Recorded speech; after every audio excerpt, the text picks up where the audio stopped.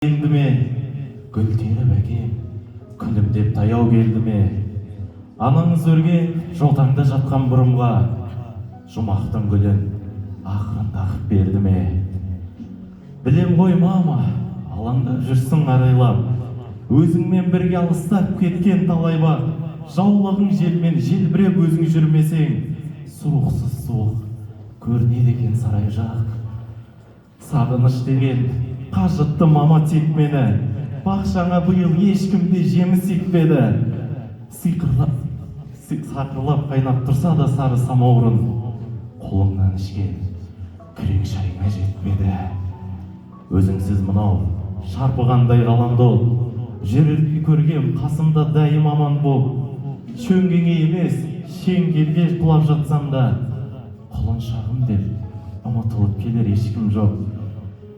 Солай ғой мама, үйіңнің кетті күйішін, өзіңді іздеп шарқырар кейде иешін. Орамалымды құшақтап жатып ұйықтаймын, жұмақтан жетіп жатқандай ғажап иісің. Сағыныш аңсау санамда сансыз арбасты, күндерге айлар, айларға жылдар жалғасты.